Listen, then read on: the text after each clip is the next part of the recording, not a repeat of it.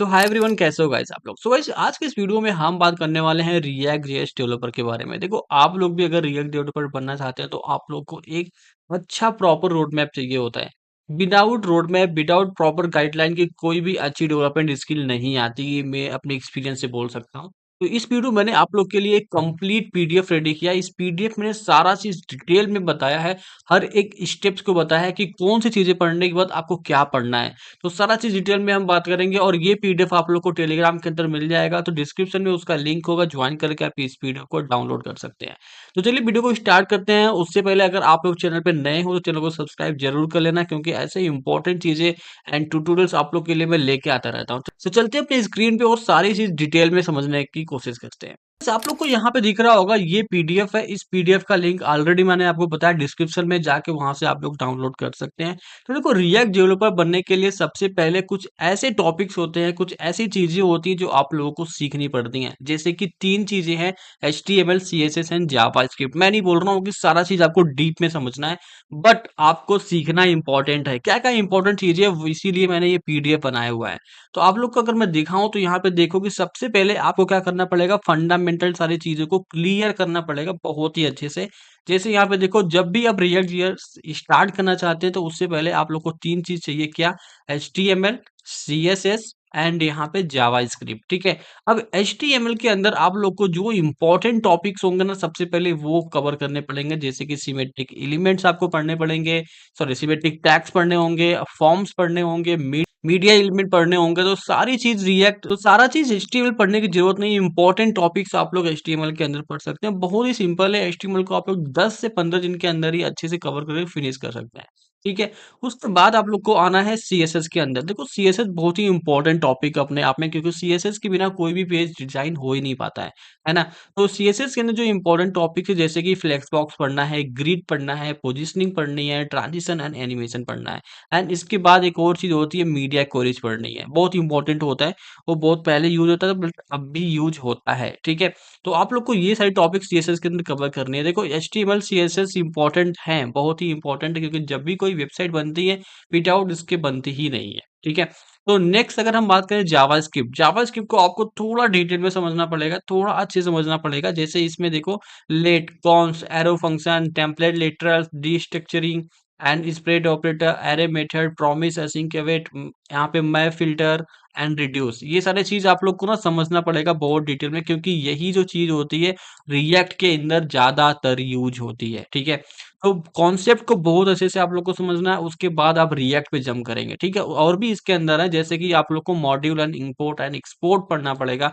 Like react के अंदर कोई भी अगर फाइल बनाते हैं तो हमेशा उसको हम या तो इंपोर्ट या तो एक्सपोर्ट करते हैं। ठीक है।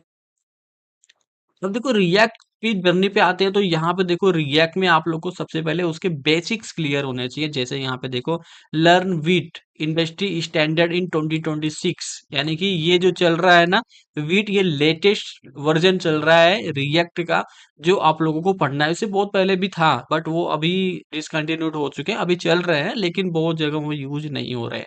तो आप लोगों को लेटेस्ट टूल, लेटेस्ट कमांड, वो सारी चीजें आप लोग को विट के अंदर ही मिलेंगे। ठीक है।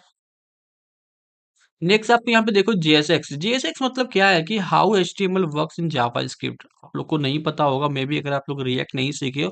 तो HTML जो होता है ना, JS के अंदर भी यूज होता है, जिससे हम JSX बोलते हैं। बहुत ही इंपॉर्टेंट टॉपिक है और बहुत इजी है, इसमें कुछ दिमाग नहीं लगाना। आप एक दो बार कोड लिखोगे, ऑटोमेटिकली आपको समझ में आ जाएगा।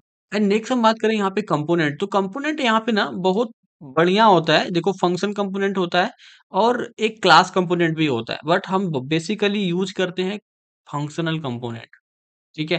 क्योंकि वो फंक्शन बेस पे होता है, क्लास थोड़ा सा कॉम्प्लेक्स हो जाता है, इस वजह से हम क्लास वगैरह यूज नहीं करते हैं। बेसिकली रिएक्ट के अंदर लोग फंक्शनल कंपोनेंट ही यूज करते हैं। ठीक है। एंड उसके अंदर देखो, प्रॉप्स कैसे पास होता है, प्रॉप्स ड्रिलिंग कैसे होती है, वो सारा चीज आप लोग को रिएक्ट में अच्छे से समझना जरूरी है। ठीक है। और यहाँ पे रीयूजेबिलिटी, मतलब जब भी कोई कोड आप लिख देते हो रिएक्ट के अंदर, तो आप उसको रीयूज कैसे करोगे। हम रिपीट नहीं करने वाले हैं। रीयूज का मतलब समझो कि रिपीट नहीं होता है वो। ठीक है। एंड नेक्स्ट यहाँ पे देखोगे तो स्टेट है। अब देखो, स्टेट बेसिकली क्या होता है रिएक्ट के अंदर, जैसे यूज स्टेट होता है, और भी बहुत सारे स्टेट होते हैं। ठीक है। जैसे यहाँ पे देखो, हैंडलिंग फॉर्म्स होते हैं, स्टेट लिफ्टिंग होती है, और बहुत इंपॉर्टेंट चीजें हैं रिएक्ट के अंदर। जब आप लोग पढ़ोगे यहाँ पे, बस डिब्बे नहीं, यहाँ पे मैं ज़्यादा डीप में नहीं बता सकता क्योंकि ये सारी चीज़ें आप लोग जब पढ़ोगे तो समझ में आएँगे। बेसिकली ये वो पीडीएफ है जो आप लोग को गाइड करेगा, ये सारी चीज़ें पढ़नी है हमको, ठीक है? अब यहाँ पे देखो रेंडरिंग के अंदर आप लोग देखोगे तो कंडीशनल रेंडरिंग है, लिस्ट एंड की है, ये सारी चीज़ इम्पोर्टेंट टॉपिक्स हैं, जो आपको रिएक्ट में पढ़ाई जाएगी, ठीक है? तो रिएक्ट हुक की बात करते हैं अभी, जो कि बहुत ही इम्पोर्टेंट है, बहुत ही इम्पोर्टेंट है हुक्स, ठीक है? तो जैसे देखो यूज़ स्टेट हो गया, यूज़ इफेक्ट हो गया, यूज़ रेफ हो गया, यूज़ मेमो हो गया, यूज़ कॉलबैक हो गया, यूज़ कॉन्टेक्स्ट हो गया, बहुत इंपॉर्टेंट है क्योंकि इसी का यूज़ करके रिएक्ट यूज़ होता है, वेब एप्लीकेशन बनाए जाते हैं, ठीक है? ये सारी चीज़ें आप लोग को पढ़ना मस्ट है, बहुत ही इंपॉर्टेंट है, बहुत ही ज़रूरी, इसके बिना आप लोग रिएक्ट में अच्छी कमांड बना ही नहीं पाओगे, है ना? तो नेक्स्ट यहाँ पे देखो रिएक्ट राउटर भी है इसके अंदर जैसे कि नेविगेशन होता है लाइक एक पेज से दूसरे पेज पे कैसे जा रहा है कैसे एक पेज के अंदर दूसरा पेज कॉल हो रहा है वो सारा चीज हमारा क्या राउटर के अंदर होता है नेविगेशन के होता है डायनेमिक राउटिंग होती है वहाँ पे ठीक है यहाँ पे नेस्टेड रूट्स भी होते हैं प्रोटेक्टेड राउट्स भी होते हैं लोडर एक्शन एपीआई ये सारी चीजें भी होती है डेटा फेचिंग राउटर होता है वो सारा चीज आप लोग को अच्छे से समझना पड़ेगा नेक्स्ट यहाँ पे देखोगे तो स्टेट मैनेजमेंट आप लोग को समझना पड़ेगा इसके अंदर कुछ टूल्स होते हैं जो कि इंपॉर्टेंट है आप लोग इसको पढ़ सकते हैं, रिडक्स यूज़ पढ़ सकते हैं, जेस्टेंट पढ़ सकते हैं, रिकॉल पढ़ सकते हैं, जोटाई पढ़ सकते हैं। तो ये सारा चीज़ इम्पोर्टेंट टॉपिक्स है, ये जो मैनेजमेंट है ना, ये आपको मैं रिकमेंड करूँगा तो रिडक्स टूलकिट यूज़ करो क्योंकि कॉन्टेक्स्ट एपीआई के बाद ये सारी चीज़ पढ़ेंगे ना रिडक्स वाले में तो आप लोग को बहुत अच्छे से क्लियर होगा और यूज़ करने में काफ़ी ईज़ी होता है, ठीक है? And focus on slicing, थंक, article query ये सारी चीज़ आप लोग को पढ़ना है, बहुत इंपॉर्टेंट है, ठीक है? नेक्स्ट यहाँ पे देखो मॉडर्न रिएक्ट आर्किटेक्चर जो होता है जैसे कि फ़ोल्डर स्ट्रक्चर आप लोग को समझना है, क्लीन कंपोनेंट कैसे बनाना है, कस्टम हुक्स कैसे होता है, सर्विस पैटर्न क्या होता है, एपीआई की लेयरिंग कैसे होती है, रियूजेबल यूआई कंपोनेंट कैसे करना है, code splitting and lazy loading कैसे काम करता है। ठीक है? ये सारा चीज़ इम्पोर्टेंट टॉपिक्स है जो आप लोग को कवर करना है। नेक्स्ट यहाँ पे देखोगे तो 7 एपीआईज़ में क्या है हमारे पास एपीआई हैंडलिंग जैसे कि फेच करने की एपीआई एक जियोस के थ्रू आप फेच कर सकते हैं। एरर हैंडलिंग कैसे करना है वो समझना है, लोडिंग स्टेट कैसे काम करता है, इंटरसेप्टर्स भी है, ऑथेंटिकेशन हो टोकन्स कैसे काम करते हैं, ये सारा चीज़ आप लोग को अच्छे से समझना पड़ेगा। और बात करते हैं यहाँ पे यूआई एंड स्टाइलिंग की जैसे मैंने आपको बताया था कि ऊपर आप लोग सीएसएस जब पढ़ेंगे तो वहाँ पे यूआई कैसे बनाना है वो तो आपको समझ में आएगा। बट तो उसके साथ आप लोग को फ्रेमवर्क भी यूज़ करना है जैसे कि टेलविंड यूज़ कर लो, मटेरियल यूआई यूज़ कर लो, सैडन सीएन यूज़ कर लो, चक्रा यूआई कर लो और बूटस्ट्रैप भी होता है जो कि पॉपुलर है, ठीक है? वो सिप भी आप यूज़ कर सकते हैं।